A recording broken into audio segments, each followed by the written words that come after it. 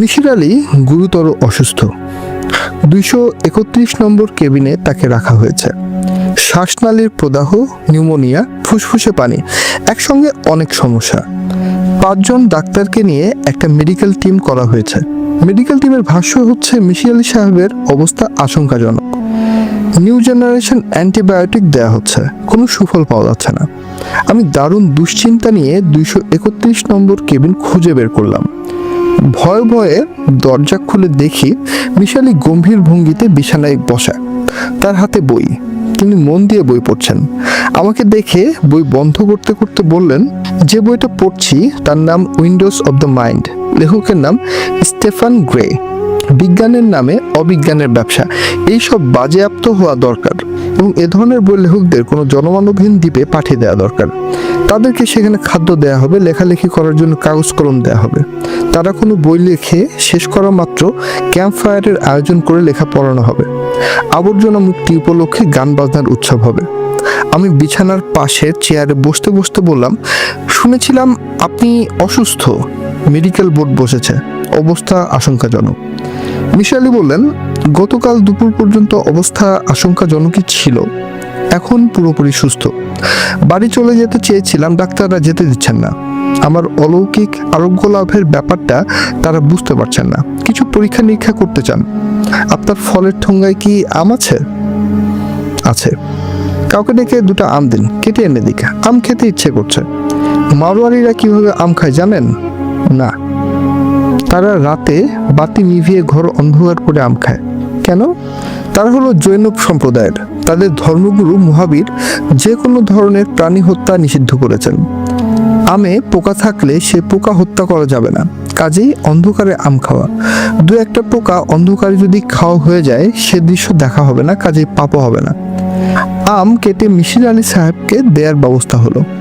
তিনি আগ্রহ নিয়ে আম খাচ্ছেন। দৃশ্যটা দেখতে ভালো লাগছে। মরণাপন্ন রোগী দেখব বলে মানসিক প্রস্তুতি নিয়ে এসেছি। এখন দেখছি রোগী স্বাস্থ্যে ও আনন্দে ঝলমল করছে। আমি বললাম, মেডিকেল মিরাকল ঘটলো কিভাবে? মিশির আলী বললেন, মিরাকলের ব্যাখ্যা হয় না, ব্যাখ্যা হলে মিরাকল আর মিরাকল থাকে না। যাই হোক, ঘটনা কি ঘটেছে আপনাকে বলতে পারি। আমার জীবনের অনেক অমীমাংসিত রহস্যের এটি একটি। বলুন শুনি। মিশির আলী বললেন, একটা শর্ত আছে, শর্ত পালন করলে গল্পটি শোনাবো। কি শর্ত? সিগারেট খেতে ইচ্ছে করছে, সিগারেট খাওয়ার ব্যবস্থা করুন। বারান্দায় দাঁড়িয়ে সিগারেট টেনে আসবো, ডাক্তাররা টের পাবে না। 1 প্যাকেট সিগারেট এবং একটা লাইটারের ব্যবস্থা করুন। শরীর নিকোটিনের জন্য অস্থির হয়ে পড়েছে। গল্প শোনার লোভে মিশির আলীকে সিগারেট এনে দিলাম। মিশির আলী কেবিনের বারান্দায় দাঁড়িয়ে মহা আনন্দে সিগারেট টানতে লাগলেন। একজন অ্যাটেন্ডেন্টকে দরজার সামনে বসিয়ে রাখা হলো। সে দর্শনার্থীদের বলবে, এখন ঢোকা যাবে না, রোগী ঘুমাচ্ছে। মিশির আলী গল্প শুরু করলেন। সবাই পত্রিকার খবর পড়ে, আমি পড়ি বিজ্ঞাপন। একটি জাতির মানসিকতা, সীমাবদ্ধতা এবং অগ্রগতি সবকিছুই বিজ্ঞাপনে উঠে আসে। 1 যুগ আগের কথা বলছি। একটা অদ্ভুত বিজ্ঞাপন চোখে পড়ল। যে কোনো রোগ গ্যারান্টি দিয়ে আরোগ্য করি, আরোগ্য করিতে না পারলে মাটি খাবো। রৌফ মিয়া। বিজ্ঞাপনের নিচে ঠিকানা দেয়া এবং একটি টেলিফোন নাম্বার দেয়া। টেলিফোন নাম্বারের শেষে লেখা অনুরোধে। আমি টেলিফোন করে রৌফ মিয়াকে ডেকে দিতে অনুরোধ করলাম। যিনি টেলিফোন ধরলেন তিনি ক্ষিপ্ত গলায় বললেন, ফাইজলামি করেন, রৌফ মিয়াকে ডাকা ছাড়া আমাদের আর অন্য কোনো কাজকর্ম নাই। আবার যদি টেলিফোন করেন মা বাপ তুলা গালি দিব। আমি রৌফ মিয়ার ঠিকানায় চিঠি লিখে তাকে ঢাকায় আসতে বললাম। রৌফ মিয়া এলো না, তবে তার কাছ থেকে ছাপানো চিঠি চলে এলো। চিঠির শেষে রৌফ মিয়ার আঁকাবাঁকা হাতে দস্তখত। লোকটি যথেষ্ট গোছানো তা বোঝা যাচ্ছে। চিঠির উত্তর ছাপিয়ে রেখেছে। চিঠিতে লেখা, জনাব মিশির আলী, সম্ভাষণপূর্বক নিবেদন এই যে আমার পক্ষে নিজ খরচায় আপনার কাছে যাওয়া সম্ভব নহে। রাহা খরচ বাবদ 100 টাকা মাত্র পাঠাইলে তড়িৎ ব্যবস্থা নেওয়া হইবে। রোগীর জন্য আমার ফি নিম্নরূপ। জটিল রোগ 500 টাকা মাত্র, সাধারণ রোগ আলোচনা সাপেক্ষে। 70-এর বেশি বয়সের রোগী চিকিৎসা করা হয় না, হাড় ভাঙা রোগী চিকিৎসা করা হয় না। শিশুদের জন্য বিশেষ কনসেশনের ব্যবস্থা আছে, ছাত্রদের জন্য অর্ধেক কনসেশন, তবে হেডমাস্টার সাহেবের প্রত্যয়নপত্র লাগবে। ইতি আপনার একান্ত বাধ্যগত রৌফ মিয়া। চিঠি পড়ে সঙ্গে সঙ্গে আমি মানি অর্ডার করে 100 টাকা পাঠালাম। ইন্টারেস্টিং একটা চরিত্র দেখার আলাদা আনন্দ আছে। টাকা পাঠানোর 10 দিনের মাথায় র্যাক্সিনের গাঢ় লাল রঙের ব্যাগ হাতে রৌফ মিয়া আমাদের বাড়িতে উপস্থিত।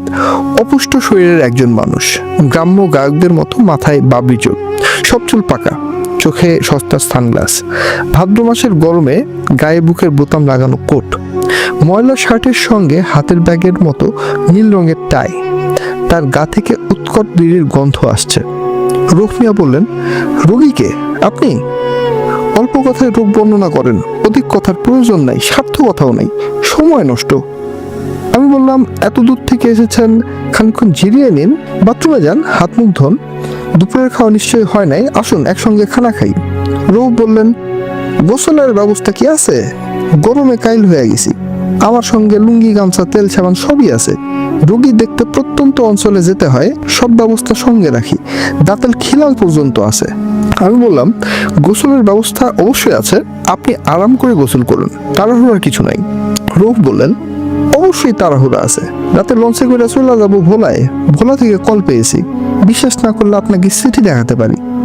আমি বললাম, কেন বিশ্বাস করব না, অবশ্যই বিশ্বাস করছি, যান গোসল সেরে আসুন, সোজা চলে যান, ডান দিকে বাথরুম।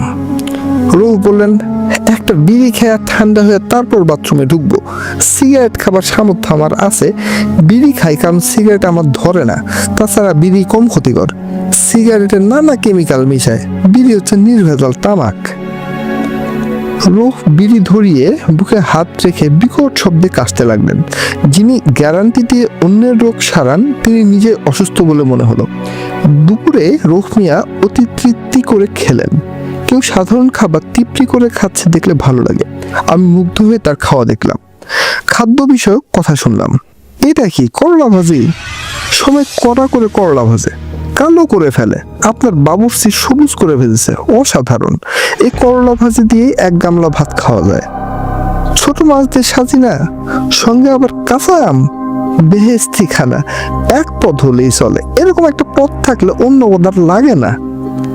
ডালের মধ্যে 5 ফোড়ন দিয়েছে, আবার ধনে পাতাও আছে, স্বাদ হয়েছে মারাত্মক।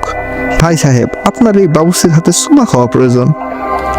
খাওয়া শেষ করার পর ভদ্রলোক যে কাজটা করলেন তার জন্য আমি প্রস্তুত ছিলাম না।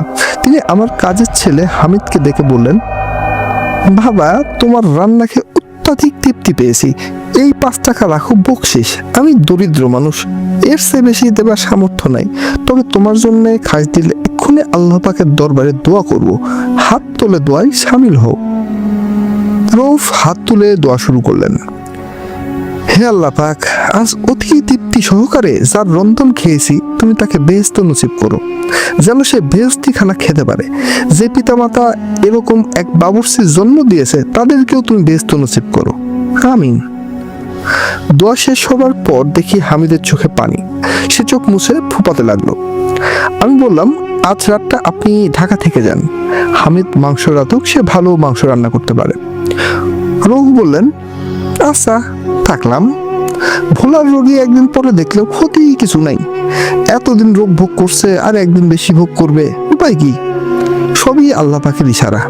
আপনার রোগী সন্ধ্যার পর দেখব, এখন শুয়ে কিছুক্ষণ ঘুমাবো, অতিরিক্ত ভোজন করে ফেলছি, ঘুম পাইতেছে।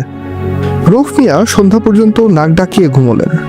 আমি হামিদকে বললাম রাতে ভালো খাবারের আয়োজন করতে, পোলাও, খাসির রেজালা, মুরগির কোরমা, বেচারা আরাম করে খাক। দুপুরের অতি সামান্য খাবার খেয়ে যে তৃপ্তির প্রকাশ দেখেছি তা আবার দেখতে ইচ্ছা করছে। রৌফ মিয়া যখন শুনলেন আমার কোনো রোগী আসলে নেই, আমি গল্প করার জন্য তাকে টাকা পাঠিয়ে আনিয়েছি, তখন তিনি খুবই অবাক হলেন। আমি বললাম, ভাই, রোগ আপনি কিভাবে সারান? রৌফ মিয়া বললেন, রোগ ভক্ষণ করে ফেলি। কি করে ফেলেন? ভাই সাহেব, খেয়ে ফেলি, ভক্ষণ। আমি বললাম, কিভাবে খেয়ে ফেলেন? চেটে খেয়ে ফেলি। আমি বললাম, কিভাবে চেটে খান, ভালো মতো ব্যাখ্যা করুন তো। রৌফ বললেন, রোগীর কপাল চেটে রোগ খেয়ে ফেলতে পারি, হাতের তালু, পায়ের তালু চেটেও খাওয়া হয়। ছোট শিশুদের ক্ষেত্রে ঘাড় চেটে রোগ খাওয়া আমার জন্য সহজ একটা কাজ। ও আচ্ছা। রৌফ দুঃখিত গলায় বললেন, আপনি মনে হয় আমার কথা বিশ্বাস করতেছেন না। অনেকে অবশ্য করে না। বাংলাদেশি বিশ্বাসী লোক পাওয়া কঠিন। সবাই আসলে বাংলাদেশে অবিশ্বাসী। আমার কাছে 2টা সার্টিফিকেট আছে, অবশ্য দেখতে চাইলে দেখতে পারেন। আমি ইচ্ছা করলে ব্যাগ ভর্তি সার্টিফিকেট রাখতে পারতাম, রাখি না, কারণ আমি সার্টিফিকেট কাঙ্গাল আসলে না। তো আপনি কিসের কাঙ্গাল তাহলে? ভালোবাসার কাঙ্গাল স্যার। যে যার কাঙ্গাল হয় সে সেই জিনিস পায় না। আপনি ভালোবাসা পাননি তার মানে? জি না, তবে আপনি ভালোবাসা দেখাইছেন। আদর করে পাশে নিয়ে ভাত খেয়েছেন, নিজের হাতে প্লেটে 3বার ভাত তুলে দিয়েছেন, ছোট মাছের সেলুন দিয়েছেন 2বার। সালুনের বাটিতে একটা বড় চাপিলা মাছ ছিল, সেটা আপনি নিজে না খায়া আমার পাতে তুলে দিয়েছেন। এমন ভালোবাসা আমার কেউ দেখাই নাই স্যার। স্যার, সার্টিফিকেট 2টা আপনি একটু পড়লে খুশি হব। আমি সার্টিফিকেট 2টা পড়লাম। একটা দিয়েছেন নান্দিনা হাই স্কুলের অ্যাসিস্ট্যান্ট হেডমাস্টার। তিনি লিখেছেন, যার জন্য প্রযোজ্য। এই মর্মে প্রত্যয়ন করা যাইতেছে যে ব্যতিক্রমী চিকিৎসক মোহাম্মদ রৌফ মিয়ার চিকিৎসায় নান্দিনা হাই স্কুলের দপ্তরি শ্রীরামের কন্যা সুধা সম্পূর্ণ আরোগ্য লাভ করিয়াছে। সে দীর্ঘদিন জটিল জন্ডিস রোগে আক্রান্ত ছিল। আমি মোহাম্মদ রৌফ মিয়ার উন্নতি কামনা করি। সে রাষ্ট্রবিরোধী কোনো কর্মকাণ্ডের সঙ্গে জড়িত নয়। তাহার নৈতিক চরিত্র উত্তম। মোহাম্মদ আজিজুর রহমান খান, সহকারী প্রধান শিক্ষক, নান্দিনা হাই স্কুল। দ্বিতীয় প্রশংসাপত্রটি উকিল আশরাফ আলী খা দিয়েছেন। এই প্রশংসাপত্রটি ইংরেজিতে লেখা। I hereby confirm the fact that Mr. Rauf Mia is a genuine disease eater. He has performed the feat in presence of mine. Rauf মিয়া বললেন, ইংরেজি লেখাটার জোর বেশি, কি বলেন ভাই? আমি বললাম, হ্যাঁ। রৌফ মিয়া বললেন, উকিল মানুষ তো অনেক চিন্তা ভাবনা করে লিখছেন। আমি বললাম, আপনার খবর স্থানীয় কাগজে আসেনি কেন এখন পর্যন্ত? এই জাতীয় খবর তো লোকাল কাগজগুলি আগ্রহ করে ছাপায়। রৌফ মিয়া দীর্ঘ নিঃশ্বাস ফেলে বললেন, নেত্রকোনা বার্তায় একবার খবর উঠছিল, পেপার কাটিং হারায় ফেলছি, তবে হারায় লাভ হয়েছে। ওরা আমার নাম ভুল করে চেপেছে, লিখেছে রব মিয়া।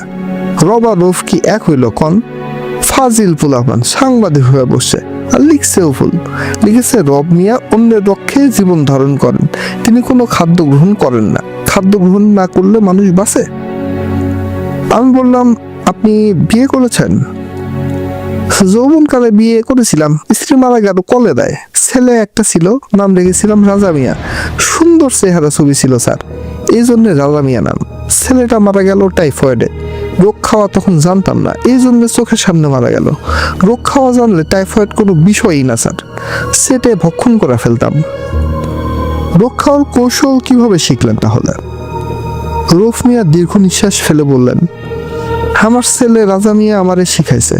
একদিন ভোর রাতে রাজা মিয়াকে স্বপ্নে দেখলাম। আমি বললাম, বাবা কেমন আছো? সে বলল, ভালো আছি। আমি বললাম, তোমার কি বেহেশতে নসিব হয়েছে বাবা? সে বলল, জানি না। আমি বললাম, তোমার মা কই? তার সঙ্গে তোমার সাক্ষাৎ হয় না? সে বলল, না। তারপরে সে আমার রোগ খাওয়ার কৌশল শিখাইয়া দিল। আমি স্বপ্নের মধ্যে ছেলেকে কোলে নিয়ে কিছুক্ষণ কাঁদলাম। ঘুম হওয়ার পর দেখি চোখের পানিতে বালিশ ভিজে গেছে। রৌফ মিয়া চোখ মুছতে লাগলেন। এক সময় বললেন, আপনার ব্যবহারে মুগ্ধ হয়েছে। আপনি যদি চান রোগ খাওয়ার কৌশল শিখাইয়া দিব, তবে আপনারা ভদ্র সমাজ, আপনারা পারবেন না, চাটাচাটির বিষয় আছে এখানে। রৌফ মিয়া 2 দিন থেকে তারপর ভোলায় রোগী দেখতে গেলেন। 6 মাস পর তার কাছ থেকে একটা চিঠি পেলাম। এবারে চিঠি ছাপানো না, হাতে লেখা। তিনি লিখেছেন, বিরাট আর্থিক সমস্যায় পতিত হইয়াছি, যদি সম্ভব হয় আমাকে 200 টাকা কর্জ দিবেন, আমি যত দ্রুত সম্ভব কর্জ পরিশোধ করিব। এটি আপনার অনুগত রৌফ মিয়া, ব্র্যাকেটে রভ। পুনঃশত লেখা। আমি নামের শেষে রভ টাইটেলে নিজেই চিন্তা করিয়া বাহির করিয়াছি। রভ এর অর্থ রোগ ভক্ষক। আমি 200 টাকা মানি অর্ডার করে পাঠিয়ে দিলাম। এই ধরনের কর্জের টাকা কখনো ফেরত আসে না, তাতে কি? মানুষটার প্রতি আমার এক ধরনের মমতা তৈরি হয়েছে। অবধ শিশুদের প্রতি যে মমতা তৈরি হয়, আমার মমতার ধরনটা কিছুটা সেরকম। রৌফ মিয়া 3 মাসের মাথায় টাকা নিয়ে ঢাকায় চলে এলেন। 2 দিন থাকলেন। দেখলাম তার স্বাস্থ্য আরো ভেঙেছে, জীবন্ত কঙ্কাল ভাব চলে এসেছে। আমি বললাম, শরীরে এই অবস্থা কেন ভাই? রৌফ মিয়া বললেন, অন্যের রোগ খেয়ে খেয়ে এই অবস্থা হয়েছে। রোগ খাওয়ার পর বেশি করে দুধ খেতে হয়। দুধ কই পাবো বলেন? 15 টাকা কেজি দুধ। আমি বললাম আসুন আপনাকে ডাক্তার দেখাই। রৌফ মিয়া আটকে উঠে বললেন, অসম্ভব কথা বললেন, আমি বিখ্যাত রোগ ভক্ষক, আমি যদি ডাক্তারের কাছে লোকে কি বলবো? কেউ তো জানছে না। কেউ না জানুক, আপনি তো জানলেন। একজন জানা আর 1,00,000 জন জানা একই কথা। রৌফ মিয়া শীতের সময় এসেছিলেন। বাজারে নতুন সবজি উঠেছে, তার জন্য বাজার করলাম। হামিদ অনেক পদ রান্না করলো। তিনি কিছুই খেতে পারলেন না। দুঃখিত গলায় বললেন, ক্ষুধা নষ্ট হয়ে গেছে ভাই সাহেব, মানুষের রোগ ভক্ষণ করে এই অবস্থা হয়েছে আজ। যদি সম্ভব হয় 1 কাপ দুধ দেন। আমি বললাম, রোগ খাওয়াটা ছেড়ে দিন। রৌফ বললেন, নিজের ছেলে একটা বিদ্যা শিখিয়ে দিয়েছে, মানুষ বিপদে পড়ে আমার কাছে আসে। ভাই সাহেব, কয়েকদিন আগে ছেলেটাকে স্বপ্নে দেখেছি, সে এখনো তার মায়ের খুঁজে পায় নাই। পরকাল বাপ মা ছাড়া করতেছে, দেখেন কি একটা অবস্থা। রৌফ মিয়া হঠাৎ বড় করে নিঃশ্বাস নিতে শুরু করলেন। তার মুখ থেকে ঘড়ঘড় শব্দ হতে লাগলো। আপনার অ্যাজমা আছে নাকি? রৌফ মিয়া বললেন, আগে ছিল না, সম্প্রতি হয়েছে। একজনের হাঁপানি ভক্ষণ করে এই অবস্থা, আমাকে ধরে ফেলেছে হাঁপানি। আপনার ছেলেটাকে একটু বলুন বুকে সরিষার তেল মালিশ করে দিতে, রসুন দিয়ে তেলটা গরম করতে হবে। হামিদ দীর্ঘ সময় তেল ঘষল। একসময় রৌফ মিয়া ঘুমিয়ে পড়লেন। মিসির আলী থামলেন। আমি বললাম, আপনার রোগ মুক্তির পেছনে কি রোগ ভক্ষক রৌফ মিয়া কোনো ভূমিকা আছে? মিসির আলী বললেন, জানি না, এই চিঠিটা পড়ে দেখুন। হামিদ ভোরবেলা চিঠিটা দিয়ে গেছে। রৌফ আমাকে দেখতে এসেছিলেন। চিঠি লিখে বান্দরবান চলে গেছেন। মুরং রাজার এক আত্মীয়ের চিকিৎসার জন্য ডাক এসেছে। আমি চিঠি হাতে নিলাম। চিঠিতে লেখা, প্রাপক জনাব মিসির আলী, প্রেরক বিশিষ্ট রোগ ভক্ষক, বাংলার গৌরব রৌফ মিয়া।